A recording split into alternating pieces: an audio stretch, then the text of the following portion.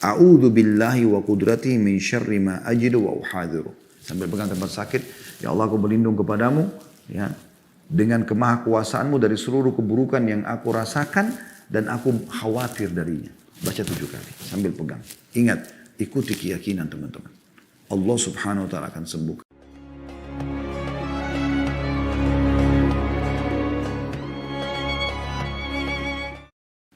Assalamualaikum warahmatullahi wabarakatuh. Alhamdulillah, lisan kita sebagai seorang muslim selalu mengucapkan kalimat suci, kalimat mulia ini dengan penuh keyakinan bahwasanya kita sedang memuji Sang Pencipta Allah, satu-satunya yang telah menciptakan, mengadakan, mempersiapkan, dan juga yang menghidupkan dan mematikan semua yang di langit dan di bumi, yaitu Allah subhanahu wa ta'ala. Dan kita tahu ini adalah kalimat yang luar biasa yang telah Allah siapkan, dikenal dengan kalimat syukur, berterima kasih kepadanya, dan akan menjadi penyebab seluruh nikmat yang sedang kita nikmati dan diberikan olehnya akan dipertahankan, juga ditambahkan. Oleh karena itu jadilah orang yang selalu membasahi lidah dan bibir kita dengan Alhamdulillah. Selanjutnya kita panjatkan salam hormat kita kepada utusan Allah subhanahu wa ta'ala, manusia terbaik, manusia yang telah dipilih oleh Allah subhanahu wa ta'ala dari sekian banyak turunan anak Adam sebagai pemimpinnya. Dan juga manusia terbaik ini telah menyampaikan kepada kita seluruh hukum halal haramnya Allah. Sehingga kita mengenal Tuhan kita Allah. Kita mengetahui tujuan hidup kita di muka bumi ini. Kita tahu juga tujuan akhir untuk selamat nanti di akhirat ke surga dan selamat dari api neraka. Dan mengucapkan salam kepada beliau adalah bagian daripada ibadah bagi setiap muslim. Bahkan Allah subhanahu wa ta'ala akan membalas dengan tambahan rahmat. Dengan mengucapkan 1 kali salam saja, maka kita akan diberikan 10 kali rahmat. Dan rahmat Allah luas sekali tentunya. Kalau dibalik saja, mengucapkan 10 kali salam hormat kepada manusia terbaik ini, akan dibalas dengan 1 rahmat Allah, itu sudah cukup. Apalagi sekarang terbalik, Allah subhanahu wa ta'ala memberikan kepada kita dengan 1 kali salam hormat, akan dibalas 10 rahmat. Oleh karena itu jadilah orang yang selalu mengucapkan salawat dan taslim kepada Nabi besar Muhammad sallallahu alaihi wa ala alihi wa sahbihi wasallam. Kita akan masuk teman-teman sekalian ke judul umum ya. Biasanya kalau di luar masa pandemi ini sebenarnya tablik akbar ya. Kita bisa bahasakan begitu karena tema-tema yang bukan khusus kajian rutin yang sudah kami bedah, maka kami biasa susunnya untuk materi tablik akbar. Dan kita akan berbicara tentang masalah penyakit. Berikut segala macam hal yang berhubungan dengan penyakit tersebut. Kenapa ada penyakit? Hikmah daripada adanya penyakit.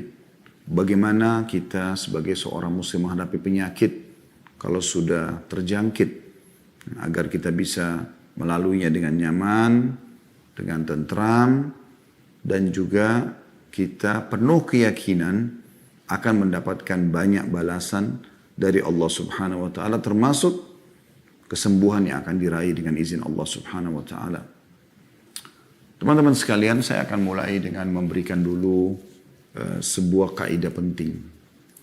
Sudah menjadi sunnatullah, peraturan yang Allah terapkan di alam semesta ini, dan kalau kita bicara lebih merucut lagi adalah dalam kehidupan, fenomena kehidupan kita manusia.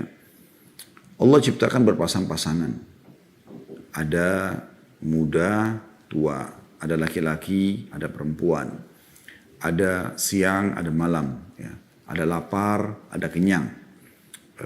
Kemudian juga ada sehat dan ada sakit. Ya. Ada hidup, ada mati. Ya. Ada dunia, ada akhirat, dan ada akhirnya nanti surga dan ada neraka. Orang yang memahami apa yang sedang saya sampaikan tadi, maka hidupnya akan selalu tentram dan bahagia saja. Karena dia tahu, pada saat dia kenyang, satu waktu dia akan lapar. Atau pada saat dia lapar, dia juga akan kenyang. Kalau dia sekarang tiba di siang hari, dia pasti akan tiba di malam hari. Pada saat dia sehat, satu waktu juga dia akan sakit. Tidak ada orang teman-teman sekalian melalui kehidupan di muka bumi ini tidak pernah sakit. Tidak mungkin.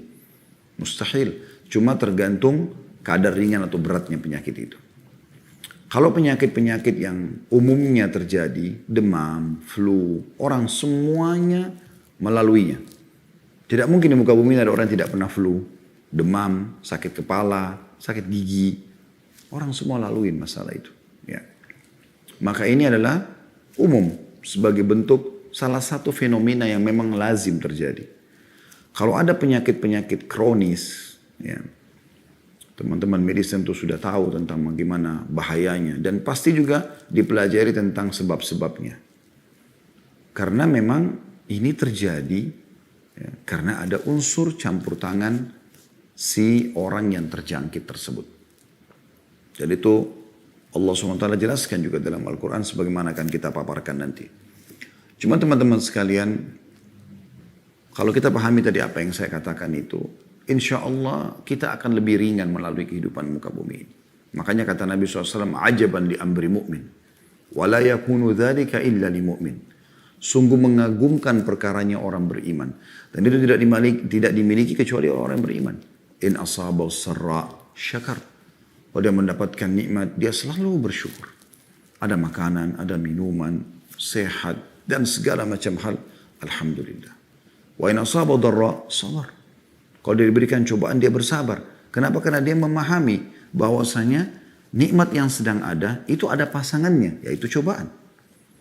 Jadi pada saat dia ya, meletakkan syukur di timbangan agar nikmat selalu ada dan bertambah, maka dia letakkan di timbangan yang sebelahnya agar selalu seimbang, sabar pada saat cobaan datang. Ini baru ya, kehidupan dia akan berimbang. Bisa dia melalui kehidupan ini dengan sangat baik, tentram, makmur, semuanya baik. Makanya kata Nabi SAW, sungguh mengagumkan perkara orang beriman. Bahkan dalam riwayat dikatakan, inna amra kullu khair. Semua kehidupannya baik. Apakah nikmat sedang ada, apakah cobaan sedang datang. Karena dia tahu kata kuncinya. Ini nikmat datang, syukuri. Cobaan datang, dia bersabar. Lebih jauh daripada itu teman-teman sekalian yang bisa mengobati sekali. Kalau seseorang lagi menghadapi permasalahan yang berat. Kalau kita bicara penyakit kronis, utang yang banyak.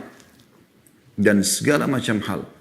Yang mungkin tidak umum, bukan semua orang melaluinya. Maka kalau dia tahu Allah Subhanahu wa Ta'ala biasa berikan dia rasa penyesalan ya, dan dia tahu sebenarnya dia sedang salah, tinggal satu kuncinya, taubat, kembali kepada Allah Subhanahu wa Ta'ala. Demi Allah teman-teman sekalian, dengan taubat nasuha yang tulus, Allah bisa ubah keadaan dia dari terpuruk, dari penyakit kronis, dari segala macam fitnah yang tertuduh kepada dia, kepada kebaikan-kebaikan. Allah ubah semua keadaan-keadaan tersebut menjadi lebih baik. Hanya taubat nasuha. Kata Nabi SAW, at-taubah tajubu ma qablah. Taubat akan membersihkan semua yang lalu-lalu itu. Termasuk bekas-bekasnya. Ya. Bukankah orang-orang Quraisy dulu yang membenci Islam, kemudian mereka masuk Islam seperti Umar bin Khattab, Khalid bin Walid, Amr bin As, Ridwanullah alaihim, dan yang lainnya, Abu Sufyan. Mereka sangat benci dengan Islam. Tapi setelah dia masuk Islam, dia taubat nasuha, orang nggak mengenang lagi masa lalunya. Orang lebih banyak mengetahui tentang kelebihan dia. Dan Allah SWT mengubah itu keadaannya.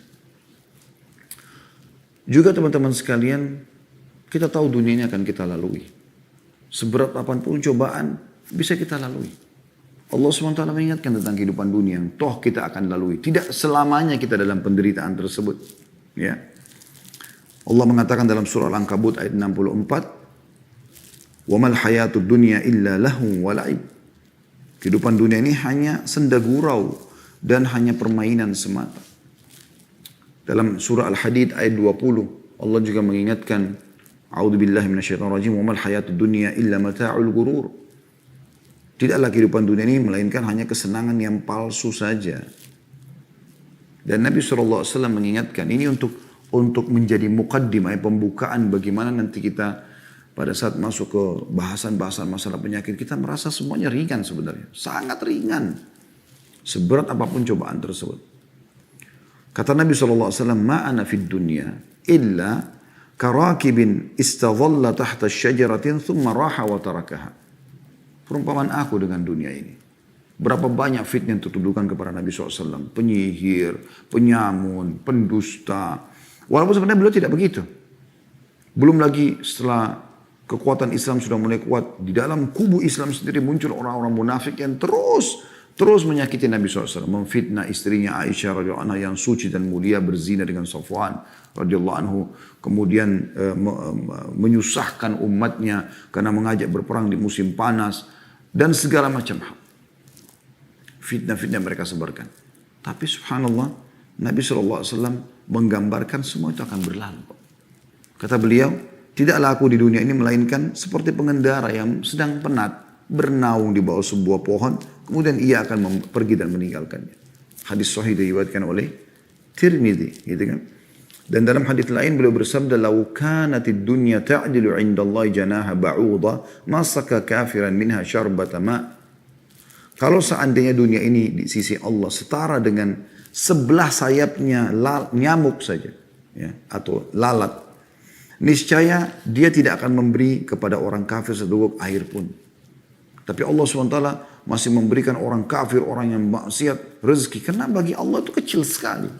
Dunia seluruhnya ini tidak senilai di sisi Allah SWT dengan sehelai sayapnya lalat ataupun nyamuk.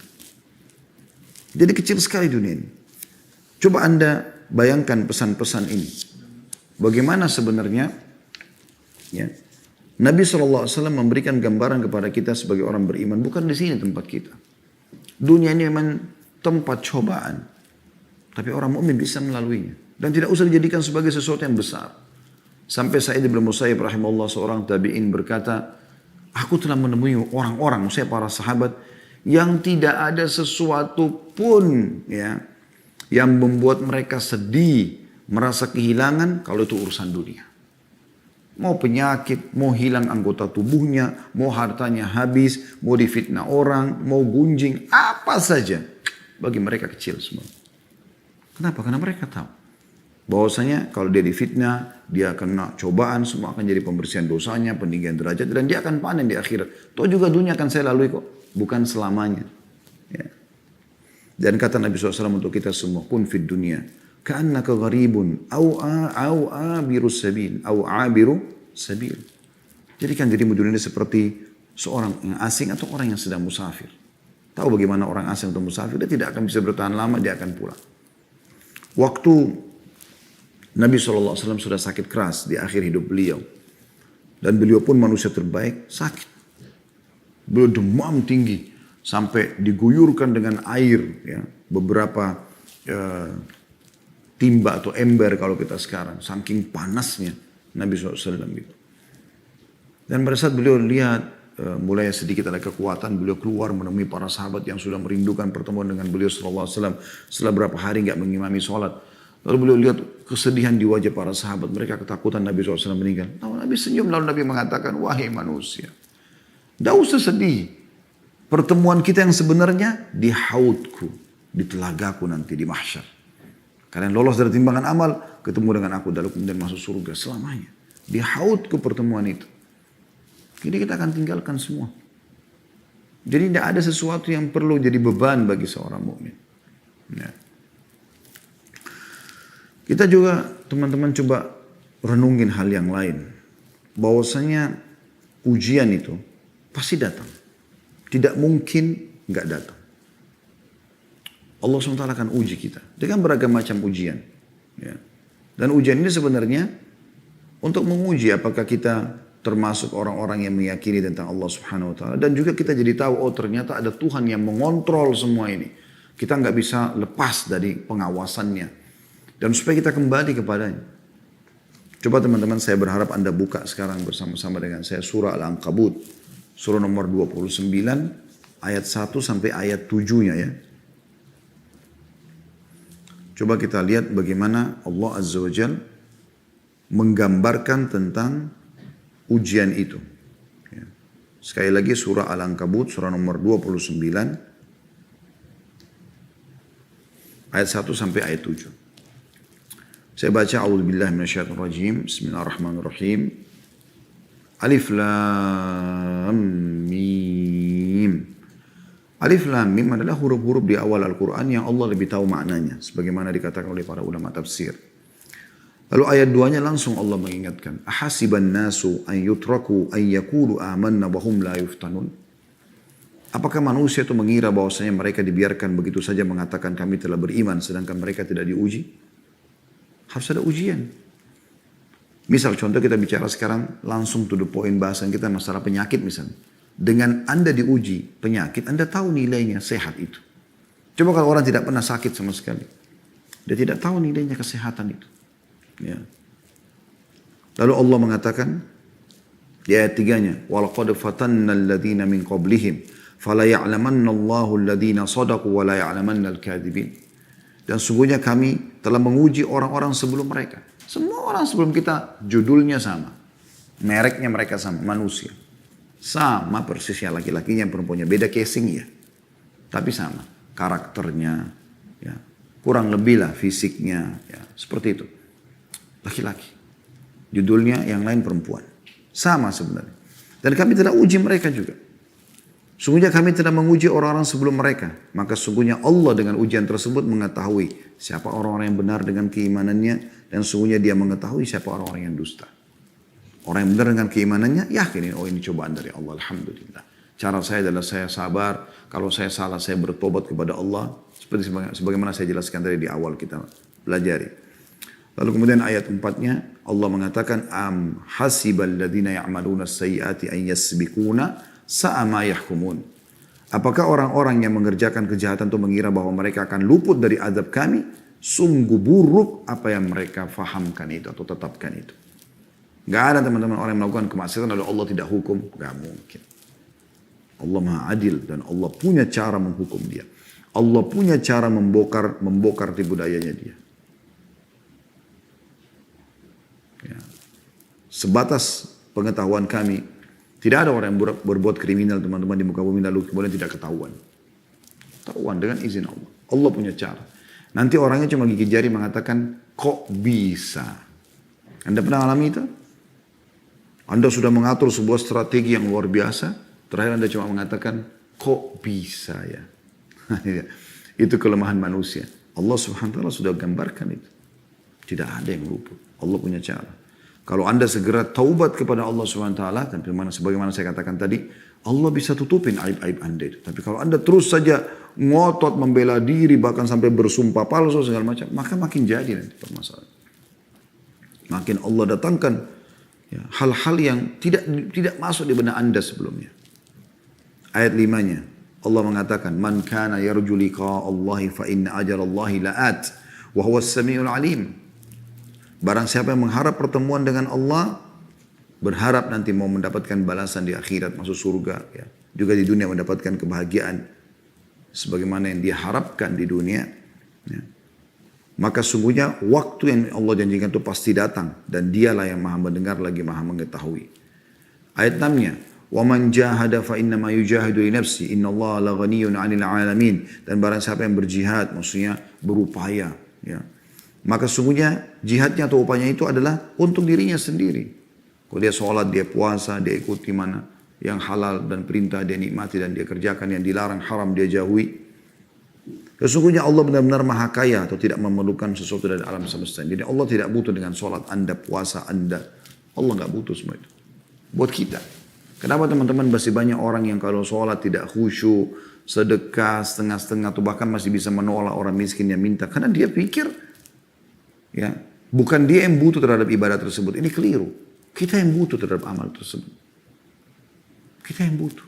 Pada saat Anda bersedekah, Anda harus paham. Sebenarnya Anda lebih butuh terhadap fakir miskin tersebut daripada dia butuh dengan sumbangan Anda.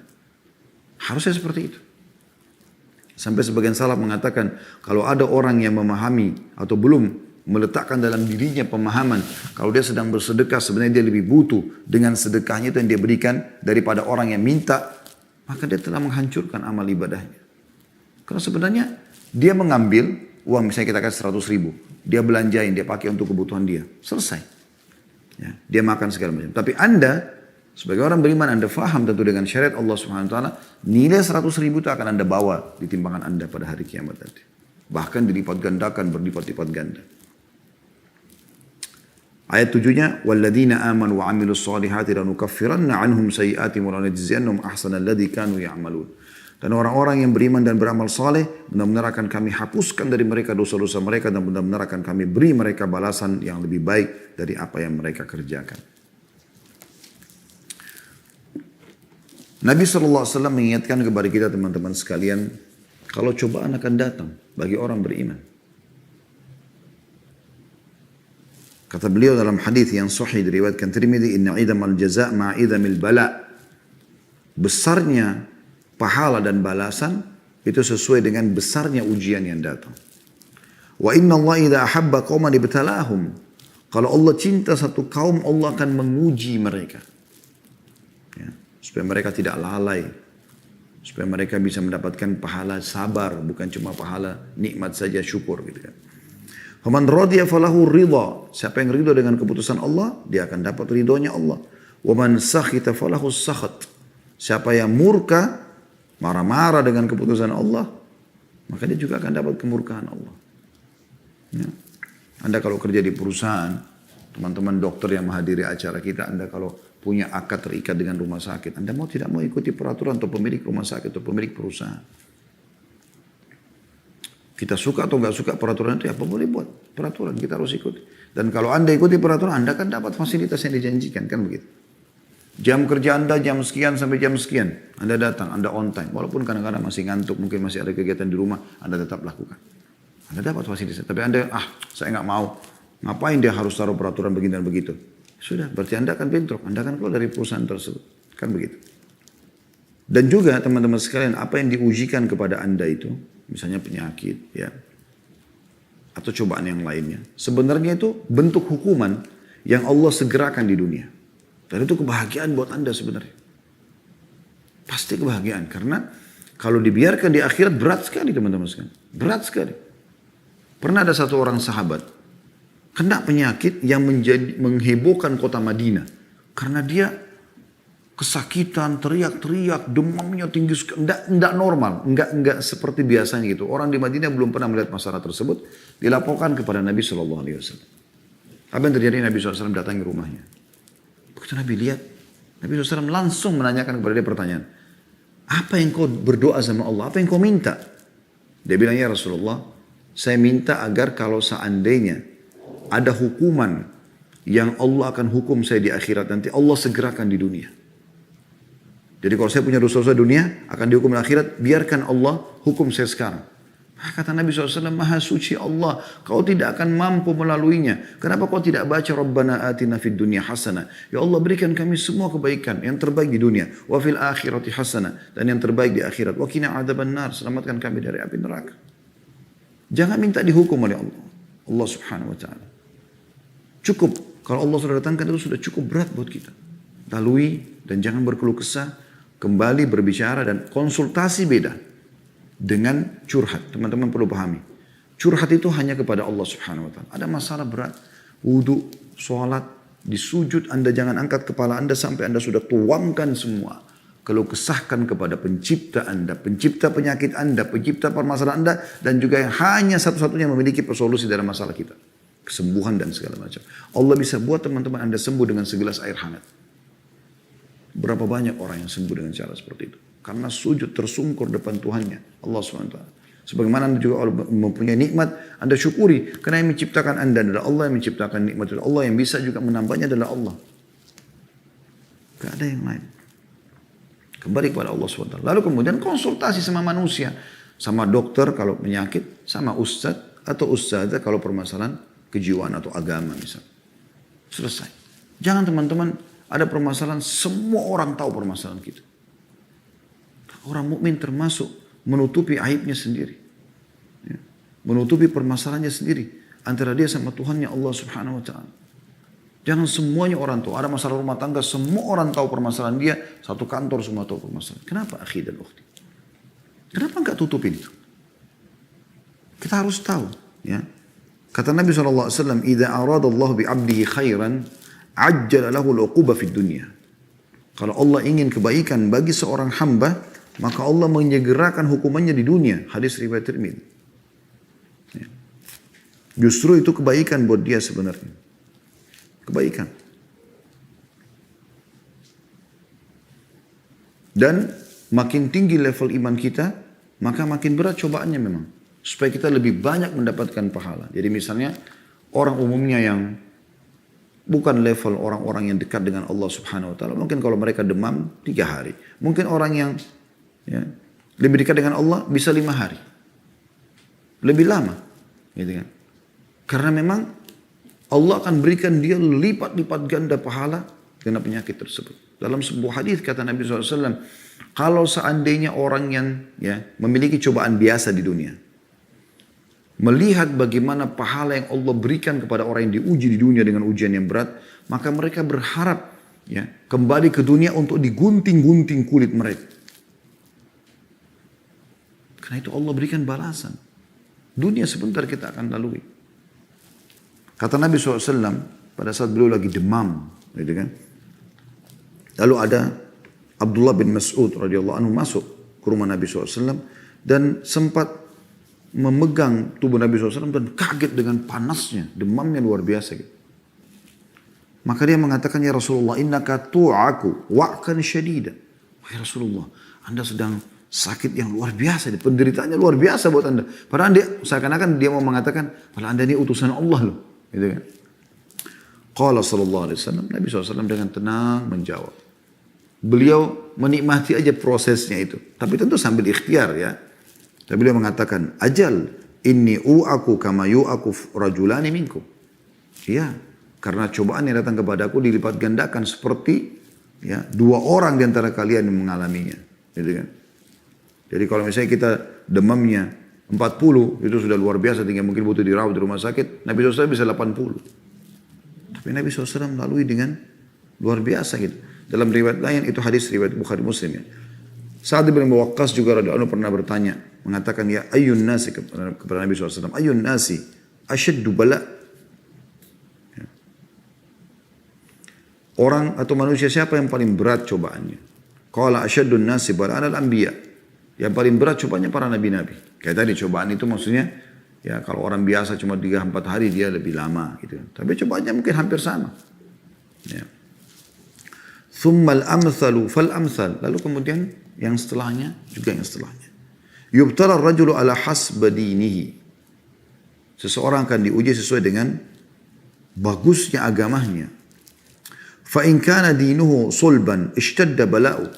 Kalau agamanya kuat, maka akan berat juga cobaannya. Tapi cobaan sini perlu digarisbawahi ya. Cobaan yang sifatnya memang umum. Kayak tadi saya kasih contoh. Orang demam, orang biasa 3 hari, dia mungkin 5 hari. Orang flu mungkin 3 hari, dia 5 hari. Begitu, lebih lama sedikit waktunya. Bukan berarti, oh kalau orang beriman berarti nanti dia akan tabrakan, dia akan begini. Enggak, karena ada sifatnya cobaan yang datang, bencana itu karena dosa seseorang. Itu tidak menimpa orang-orang beriman. Gitu kan?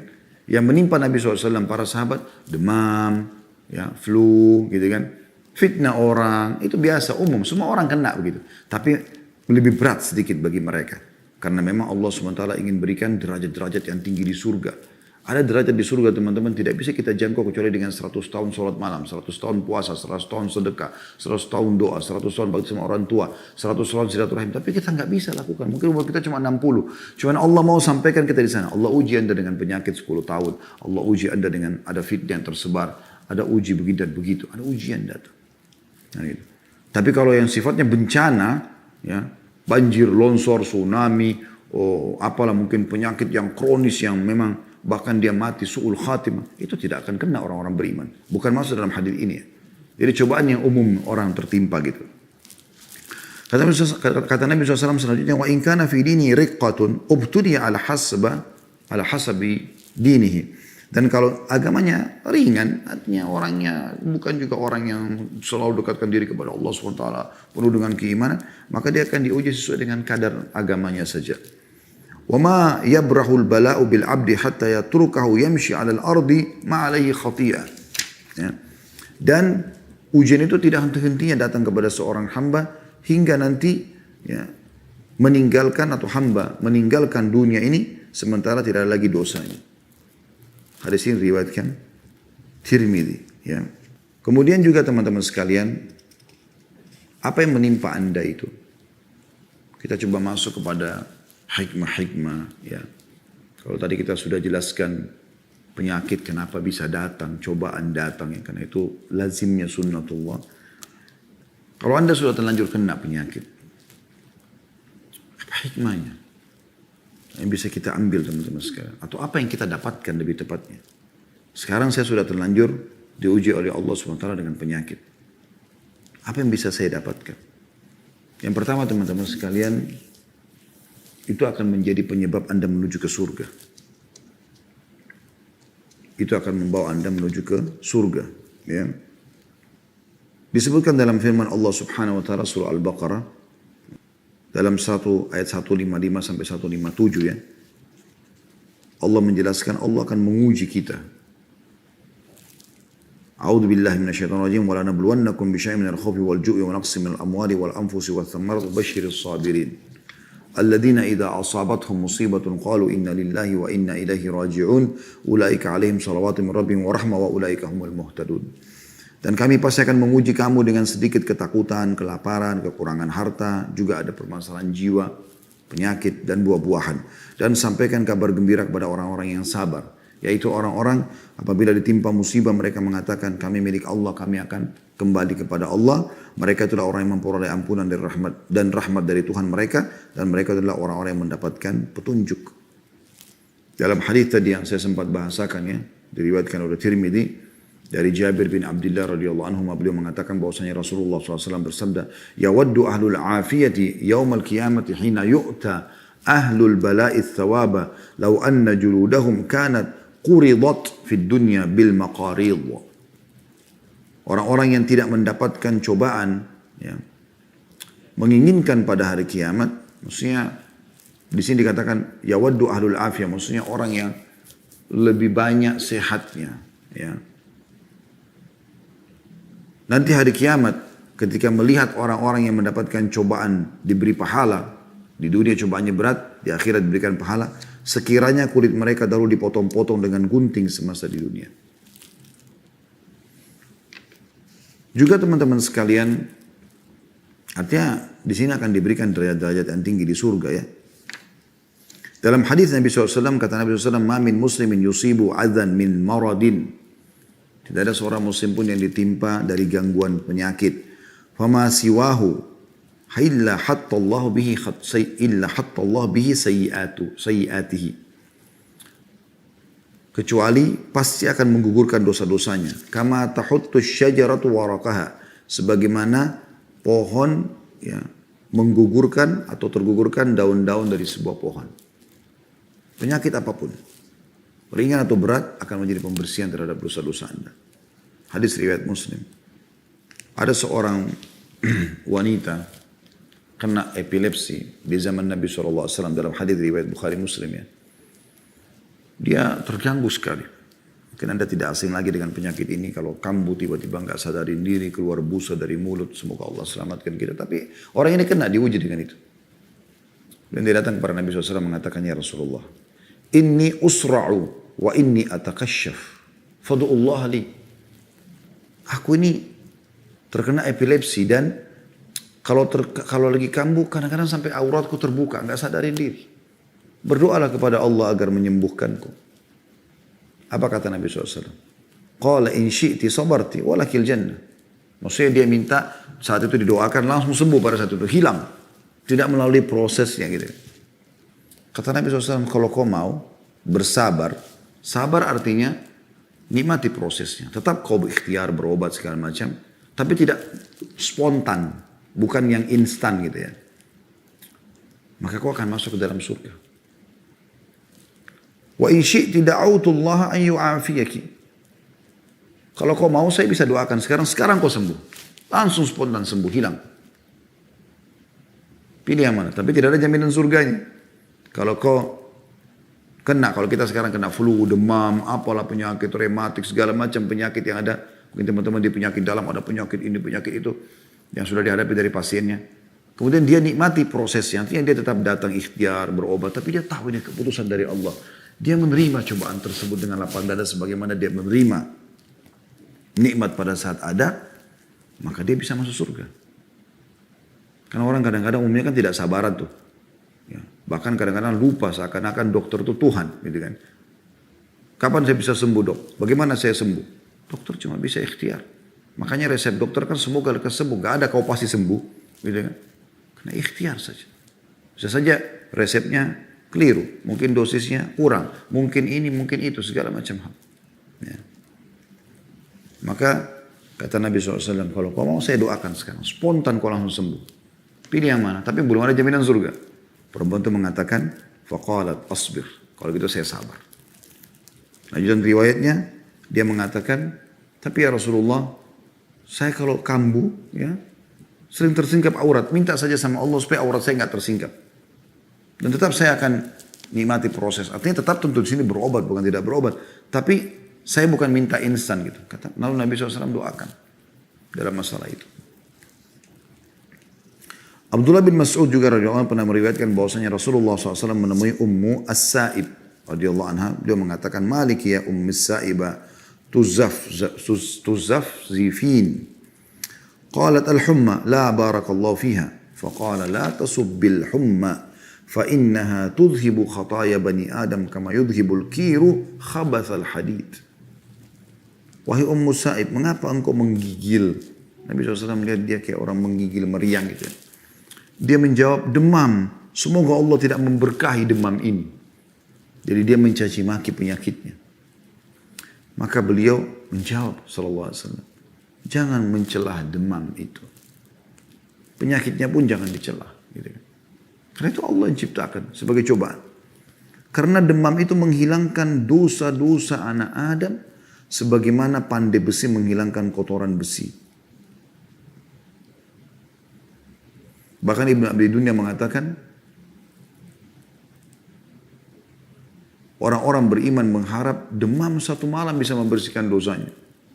Apalagi kalau sampai berapa malam. Hadis sahih diriwayatkan oleh Muslim. Yang kedua teman-teman sekalian. Jadi ada balasan surga ya. Pembersihan dosa-dosa gitu. Jadi Anda kalau kedatangan penyakit, fahami. Ini ada sesuatu pesan ilahi di situ. Ya. Anda kan kalau tidak melalui ujian di sekolah segala macam. Anda tidak naik level kan gitu ya. Untuk naik level ini. Naik level. Dan Allah pastikan. Fa inna ma'al usri yusra. Di setiap kesulitan ada kemudahan. Yang kedua teman-teman sekalian. Dengan penyakit yang akhirnya menghalangi Anda banyak beraktivitas seperti mencari nafkah, seperti ibadah, ya. Mungkin juga sholatnya berubah, yang tadinya bisa berdiri sekarang tinggal duduk, mungkin tadinya bisa ke masjid sekarang sudah tinggal di rumah misalnya ya, mungkin tadinya bisa leluasa gerak-gerik badannya sekarang stroke misalnya, contoh. Itu akan tetap menjadi pahala yang besar asal dengan syarat, ini penting teman-teman sekalian, pada saat Anda sehat Anda maksimalkan ibadah. Itu penting. Anda maksimalkan ibadah. Dengarkan sabda Nabi SAW melalui Abu Musa al-Ash'ari radhiyallahu anhu. Idza marida al-'abdu aw safara kutiba lahu mithlu ma kana ya'malu muqiman sahihan. Yang artinya, hadis ini sahih riwayat Bukhari, jika seorang hamba sakit atau dalam perjalanan musafir, maka Allah akan mencatat pahala untuknya sebagaimana ia beramal saat bermukim lagi sehat. Jadi misalnya gini, Anda lagi sehat sekarang, kayak hari ini hari Senin, Anda puasa Senin. Hari Kamis Anda puasa Kamis, Ayyamul Bid Anda puasa Ayyamul Bid. Anda biasa keluar cari nafkah, ke sana sini misalnya. Anda biasa haji dan umroh, ya. Anda biasa sholat di masjid, aktivitas banyak. Sekarang Anda sakit, Anda tidak bisa buat itu.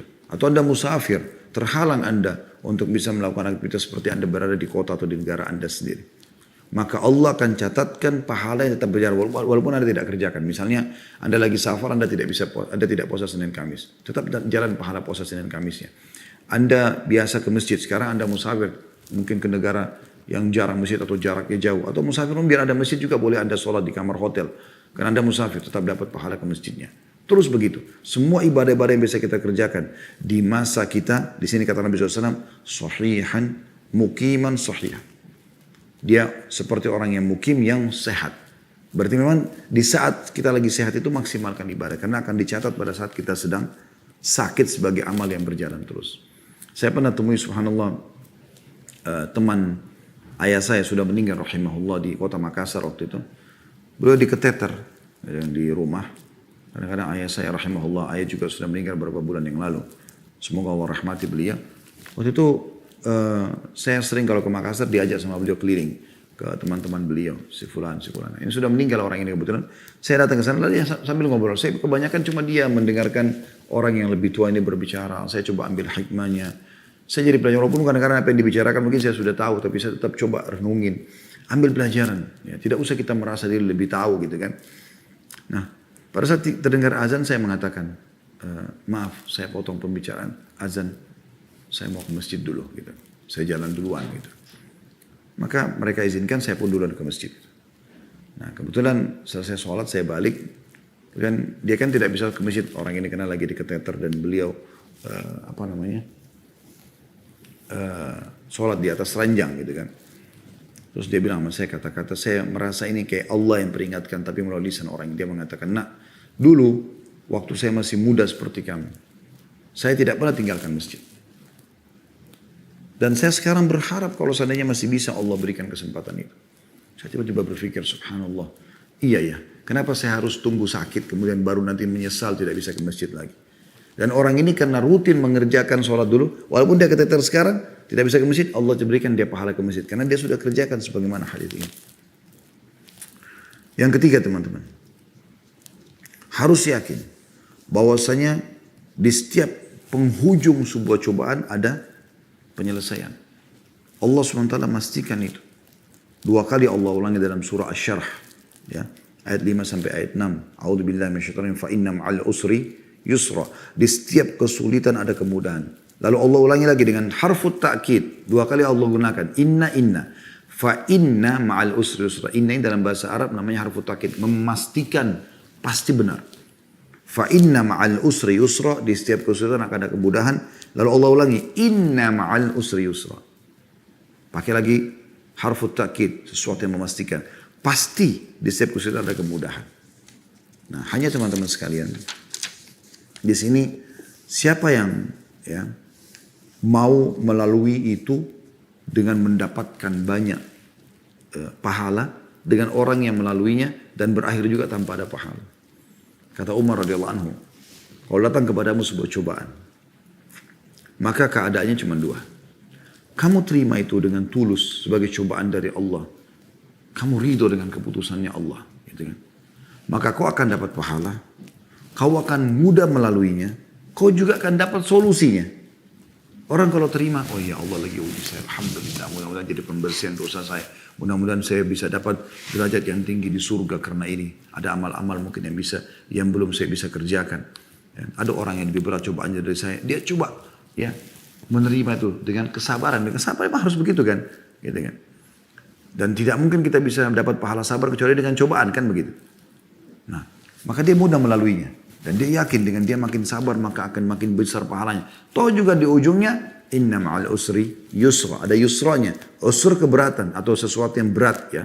Cobaan. Dan yusr adalah kemudahan. Atau kata Umar, kau tidak menerimanya. Sakit, ribut, flu. Sudah seperti terjadi kiamat. Baru cobaan sedikit sudah luar biasa. Karena kan ada orang datang gitu di masa pengajian dulu sebelum pandemi. Datang kepada saya. Seakan-akan sudah masalah besar. Padahal sebenarnya saya melihat masalahnya orang ini kecil sekali gitu. Hanya karena terlilit utang sama si fulan berapa saya dikejar-kejar. Hanya karena dia sakit kemudian dokternya dia belum bisa operasi karena belum ada duit. Hanya masalah kecil sebenarnya. Bukan masalah besar gitu. Bisa dia laluin itu bukan tidak bisa. Dan Nabi SAW mengatakan Allah tidak akan menguji hamba di atas kemampuannya. Allah juga mengatakan dalam Al-Quran la yukallifullahu nafsan illa usaha. Allah tidak akan uji di atas kemampuan seseorang. Kata Umar radhiyallahu anhu, kalau kau tidak terima cobaan tersebut, toh juga akan datang kepada kamu. Kalau lagi sakit misalnya. Maka kau akan mendapatkan dosa. Karena kau seakan-akan memprotes Allah. Kau sulit melaluinya. Misalnya sebulan Allah tentukan penyakitnya ini. Dia lalui dengan keluh kesah. Dia repot melaluinya. Beda dengan tadi orang mukmin yang bisa menerimanya. Dan kau tidak akan menemukan jalan keluarnya. Akan jadi masalah buat kamu. Karena mungkin dalam keluh kesah itu ada penyakit, ada masalah dosa baru yang membuat Allah memperpanjang permasalahan dia atau menjadikan masalah buat dia. Ya. Jadi harus memahami masalah ini. Kemudian selanjutnya, yang ketiga ya. Orang sakit, dengan sakit teman-teman, nikmat itu akan terlihat. Hikmah yang luar biasa. Makanya kata Nabi SAW, ni'matani magbunun fihi ma katsirun minan nas as-sihhat wal faragh. Dua nikmat yang banyak manusia tertipu di dalamnya. Mereka lalai, yaitu nikmat kesehatan dan waktu yang luang. Nah, Allah Subhanahu wa taala ingin dengan penyakit itu orang jadi tahu, oh ternyata nikmat sekali waktu sehat. Contoh misalnya, ada sekarang lagi meriang, menggigil, lagi demam. Terus lihat orang minum air es. Enak bener dia. Karena dia enggak apa-apa. Lagi minum dengan enaknya. Atau Anda lagi sakit perut, maaf, mencret-mencret. Orang makan dengan lahapnya, segala macam, kita nggak bisa. Harus bubur, harus ini, harus itu. Beda. Ya. Kita lagi demam, kita nggak bisa kena dingin pun sedikit, sudah rasanya meriang. Orang tidur dengan AC, dengan dinginnya. Kita jadi tahu, ternyata selama ini nikmatnya Allah terlalu besar kepada saya. Luar biasa teman-teman. Dan nikmat Allah Subhanahu wa taala kepada kita ini luar biasa gitu. Ali mengatakan radhiyallahu anhu, bala itu tidaklah turun melainkan karena satu dosa dan tidak diangkat kecuali dengan taubat. Sekalipun tidak ditentukan untukmu kesembuhan dari penyakitmu, tapi sebaik-baik penutup usia adalah taubat yang jujur. Ya. Ini yang ketiga. Dan ternyata teman-teman sekalian, ada hal yang mahal sekali yang kadang-kadang luput dari kita ya. Saya masukkan itu poin yang keempat, yaitu, atau masuk di poin yang ketiga saja tadi, masalah waktu lowong juga. Ada kejadian begini, di Riyadh ada seorang syekh pernah mendatangi rumah sakit, dan ini sebagian ulama sana punya tradisi ini. Sebenarnya menarik ya, kita belum, mungkin saya pun pribadi belum mempraktikkan masalah itu, tapi mereka ini untuk melihat berapa besar nikmatnya Allah pada diri mereka. Mereka sering datangi rumah sakit besar. Mereka izin pada kepala rumah sakitnya, mereka mau menjenguk pasien-pasien sambil mendoakan, walaupun cuma sebentar, menyampaikan sebuah hadis. Kemudian mereka pindah dari kamar ke kamar gitu kan, menenangkan orang. Itu satu hal yang luar biasa sebenarnya, perjuangan luar biasa gitu ya. Satu waktu dia masuk ke satu ruangan, ada orang kakinya digantung ke atas, kena patah, tabrakan, kecelakaan mobil, dan sudah sekian lama dia di situ. Entah, mungkin sudah 2 tahunan gitu ya. Terus saya ini lihat, dari sekian pasien yang ada di situ, ini cukup berat. Saya mengatakan sabarlah, akan ada pahalanya semua segala macam. Orang itu, anak muda itu tiba-tiba mengatakan, Alhamdulillah Syekh, saya malah bersyukur dengan cobaan ini. Syekhnya heran. Yang lain-lain itu pada nangis, pada berterima kasih. Ini kok malah, Alhamdulillah saya bersyukur dengan cobaan ini. Kata syekhnya, kenapa kau merasa bersyukur? Malah jadi pelajaran buat beliau gitu kan. Dia mengatakan, Syekh perlu Anda tahu, saya dulu ini laki-laki, seorang anak muda yang lalai. Sholat, malas, ibadah, malas, pokoknya jauh dari agama gitu ya. Sampai satu waktu Allah Subhanahu wa taala berikan saya cobaan ini. Saya balap-balap, tabrakan, kaki saya patah. Anda tahu Syekh, di hari-hari pertama saya masuk rumah sakit ini, rasanya penyesalan yang luar biasa. Penyesalan itu dalam kata keluh kesah, kenapa terjadi, apalah segala macam gitu. Jadi saya tidak terima gitu.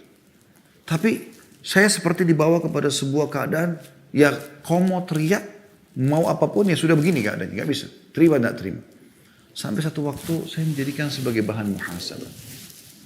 Mungkin ini adalah peringatan dari Allah Subhanahu wa taala. Lalu saya sambut dengan taubat nasuha. Saya coba beristighfar dengan dosa-dosa saya yang lalu. Saya coba terima, ridho dengan ini. Kemudian dia bilang, Anda tahu Syekh, setelah itu hati saya menjadi plong. Dan saya mulai menikmati detik-detik hidup saya dengan menganggap pasti Allah akan memaafkan dosa saya. Pasti ini akan di ujungnya pasti akan ada kesembuhan, pasti akan kebaikan. Lalu kemudian dengan waktu-waktu kosong itu saya gunakan untuk hafal Quran. Anda perlu tahu Syekh, selama saya 2 tahun di sini saya sudah hafal 30 juz. Karena banyaknya waktu lowong. Dan yang keempat teman-teman sekalian, tiap penyakit pasti ada obatnya dan itu harusnya diyakini oleh setiap muslim. Anda pun sebagai dokter yang hadir di acara kita ini, acara teman-teman dokter-dokter yang meminta tema kita ini, jangan teman-teman pernah memvonis penyakit ini tidak ada obatnya. Khususnya Anda sebagai seorang muslim. Anda harus yakin ada obatnya. Mungkin belum ditemukan iya. Loh kok bisa Ustaz? Perhatikan firman Allah Subhanahu wa taala ya. Kata Allah SWT dalam surah Asy-Syu'ara ayat 80, wa idza maridtu fahuwa yashfin. Dan apabila aku sakit, kata Ibrahim alaihissalam, maka dialah yang menyembuhkanku. Artinya, tidak ada penyakit yang tidak disembuhkan. Allah SWT akan sembuhkan. Dikuatkan dengan hadis Nabi SAW, riwayat Bukhari Muslim. Ma anzalallahu da'an illa anzala lahu syifa. Allah tidak pernah menurunkan penyakit, melainkan Allah turunkan obat bersamanya. Jadi ada obatnya, bukan tidak ada obatnya. Cuma teman-teman sekalian, yang saya sayangkan sekali, banyak di antara kita teman-teman masih menomor sekiankan pengobatan yang disampaikan oleh wahyu.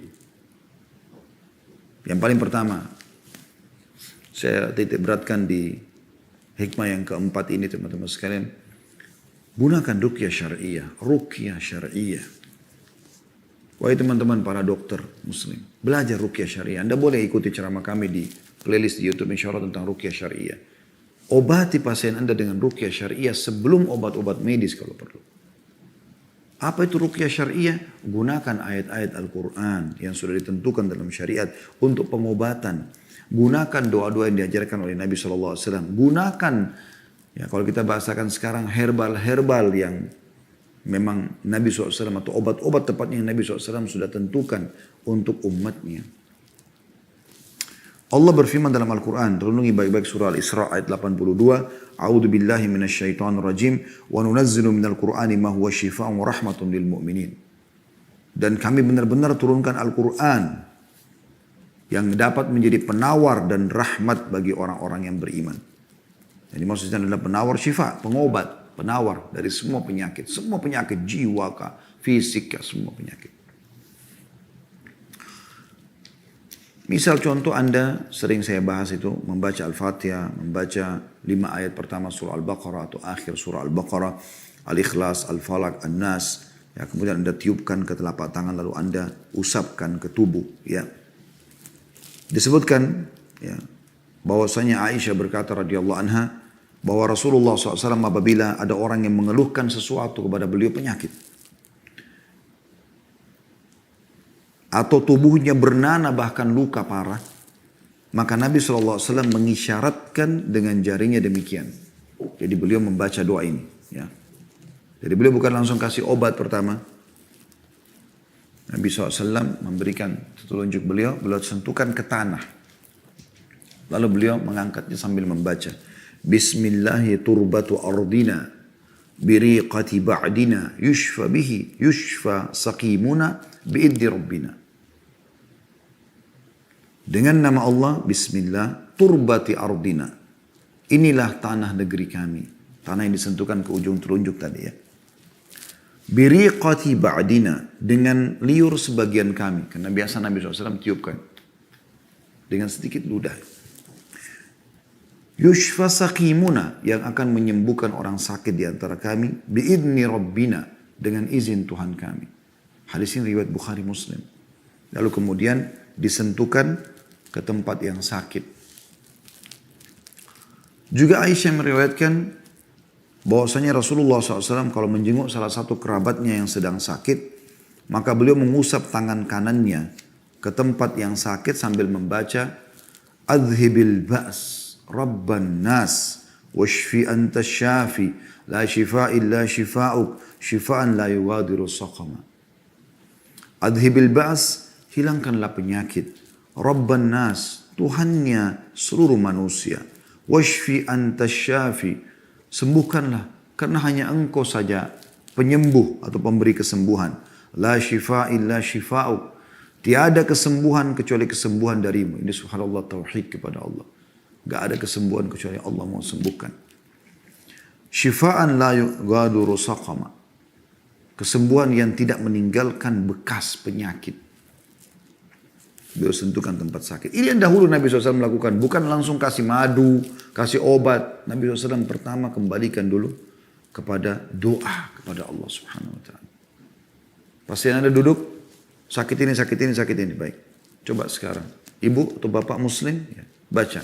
Alhamdulillah, wassalatu wassalamu ala rasulillah. Sederhana. Segala puji bagi Allah, salawat pada Nabi SAW. Bilang, ya syafi, wahai pemberi kesembuhan. Ishfini, sembuhkanlah aku. Kalau perlu, doa-doa yang saya bacakan tadi, Anda bisa print, Anda perbanyak ya, atau Anda persiapkan buku, ya, nanti insya Allah terakhir saya akan tunjukkan beberapa jenis buku yang teman-teman bisa perbanyak buku ini, letakkan di tempat-tempat praktek Anda, letakkan di ruang-ruang tamu Anda, selalu bawa di tas Anda. Kalau Anda sedang silaturahim kepada keluarga, ketemu sama orang, kasih hadiah. Sebarkan ilmu ini. Ini luar biasa ilmu-ilmu ini. Ya. Biar mereka baca, Anda juga biasa baca. Letakkan Anda lagi periksa tubuhnya sambil Anda baca ini. Bismillahi turbata ardina biriqati ba'dina yushfa saqimuna biidni rabbina. Sambil Anda periksa penyakit dia. Sambil Anda tekan perutnya. Sambil Anda periksa penyakitnya. Rabb adhibil ba's rabban nas ishfi anta syafi la shifa illa shifa'u shifa'an la yughadiru saqama. Itu artinya luar biasa itu. Jadi kita berdoa kepada pemilik tubuh itu. Pencipta kita semua. Pencipta penyakit itu dan yang memberikan kesembuhan.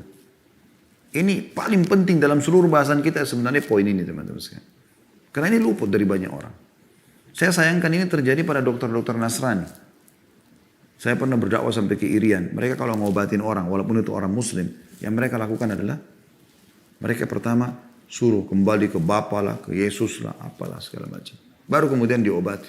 Kenapa yang dokter Muslim tidak lakukan ini? Berapa banyak di antara dokter Muslim yang praktek lapangan? Ya. Koas dan segala macam mungkin. Kenapa enggak belajar ini? Kenapa enggak lakukan ini? Ini hadis Bukhari Muslim. Hadis yang lain juga Utsman bin Abi Al-As radhiyallahu anhu, ia mengeluhkan sakit di tubuhnya.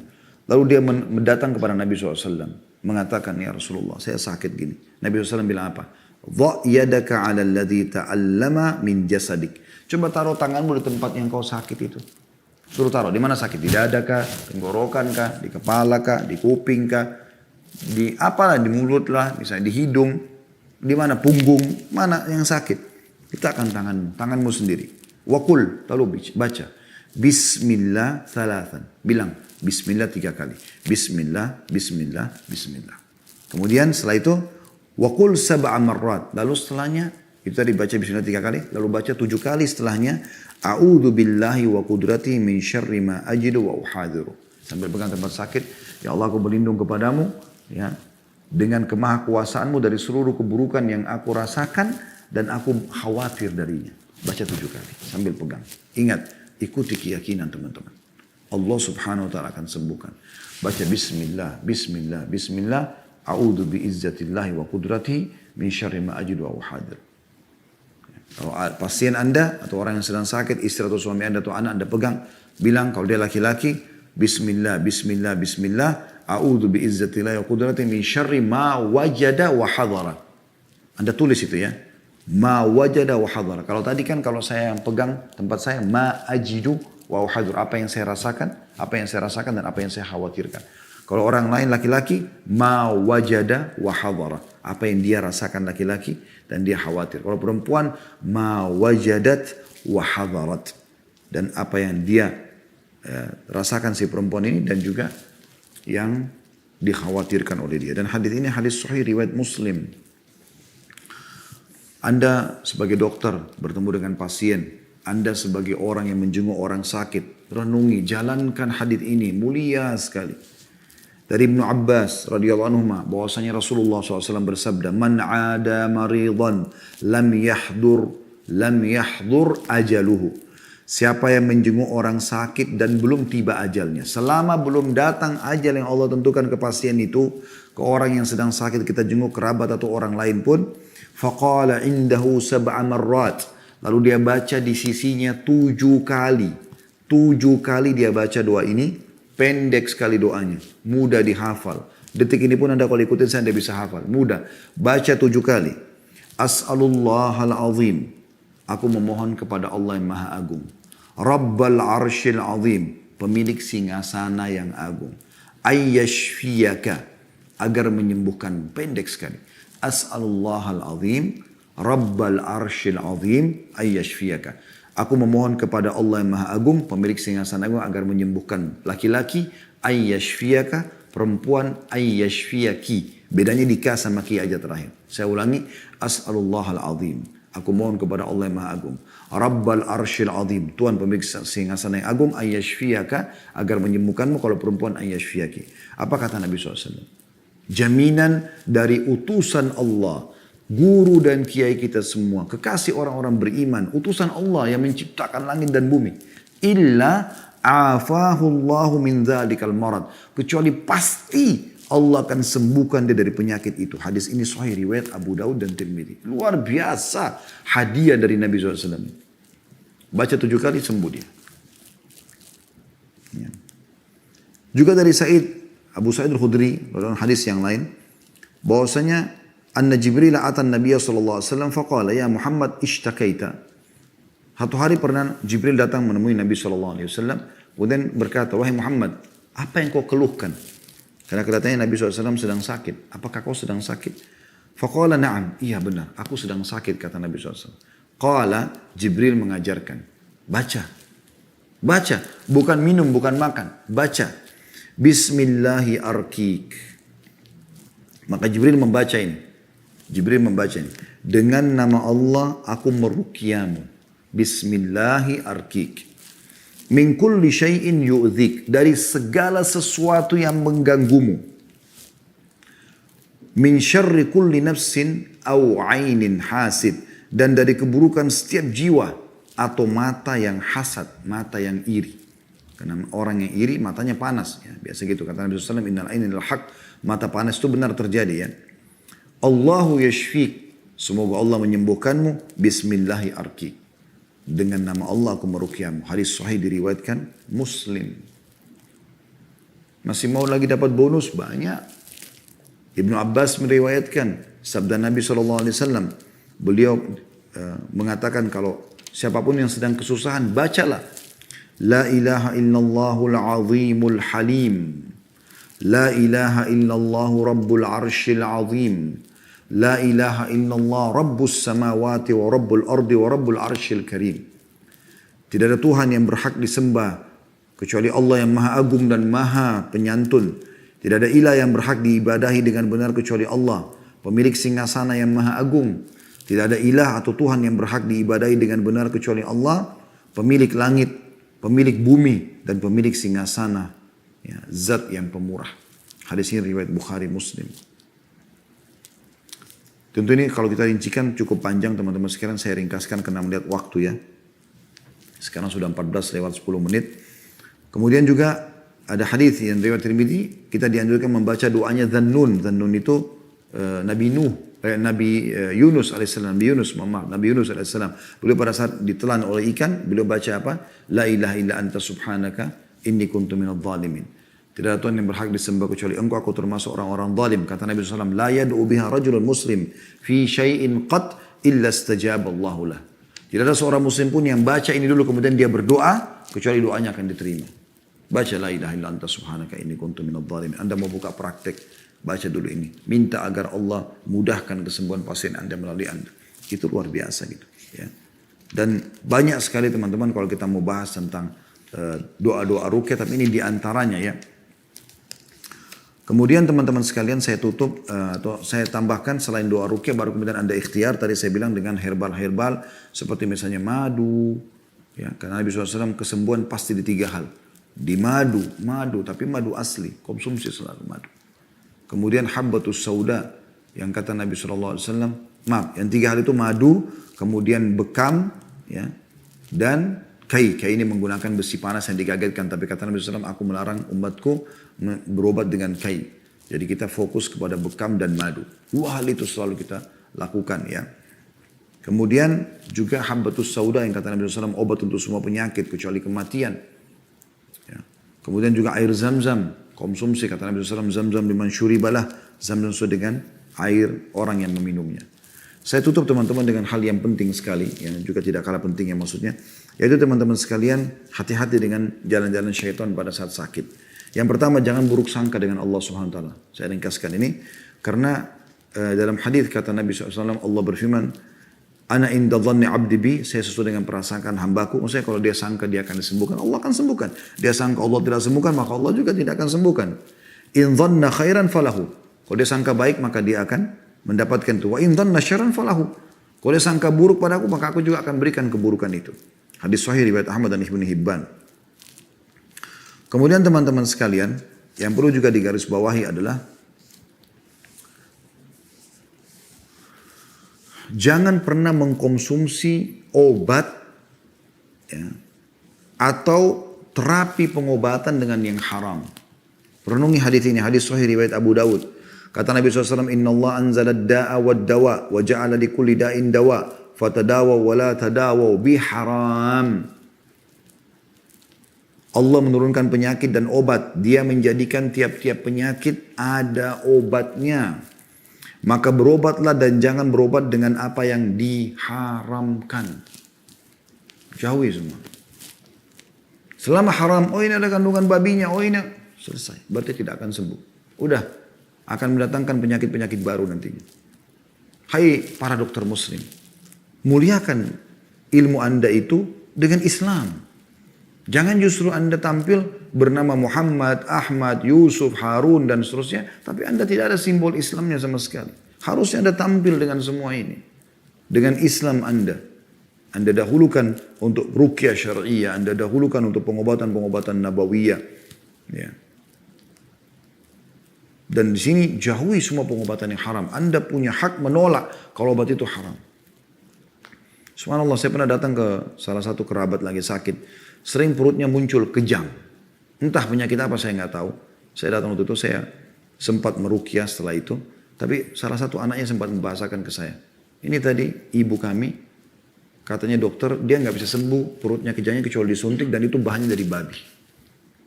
Saya bilang la haula wala quwata illa billah. Nabi SAW sudah mengatakan ya, dalam riwayat lain Allah tidak akan menyembuhkan penyakit kalian dengan sesuatu yang ia haramkan. Nggak mungkin. Kalau sekarang hilang kejangnya akan datang penyakit-penyakit baru nanti. Karena sesuatu yang haram sudah masuk dalam tubuhnya. Penciptanya larang itu. Itu tadi kalau ya, pengobatan dengan obat-obat haram. Juga jangan dengan metode haram. Kedukun. Ini bahaya sekali nih. Dukun. Tidak boleh kedukun. Kata Nabi SAW, Man ata kahinan fasaddaku bima yakul faqad kafara bima unzila ala Muhammad. Siapa yang mendatangi dukun, peramal, penyihir, penyamun dan semua jenisnya sama dengan itu. Dan mempercayai apa yang dikatakan, maka sungguh ia telah kafir terhadap apa yang diturunkan kepada Muhammad SAW. Dan ini hadis riwayat Ahmad dan juga Al-Hakim. Ya. Ini sekaligus menutup bahasan kita teman-teman. Jadi Anda bisa berobat dengan pengobatan Nabi. Tentu boleh berobat dengan obat-obat medis. Bukan tidak boleh. Nabi SAW mengatakan tadi Allah tidak menurunkan penyakit kecuali Allah turunkan obat. Kecuali Allah turunkan obat bersamanya. Tapi jangan berobat dengan obat-obat yang haram. Dan coba prioritaskan tadi apa yang sudah kita bahasakan. Ruqyah dan doa syariah. Kemudian Anda berobat dengan habbatus sauda, zam-zam tadi yang sudah kita sebutkan, madu dan seterusnya. Dan juga Anda bisa kuatkan dengan pengobatan-pengobatan medis.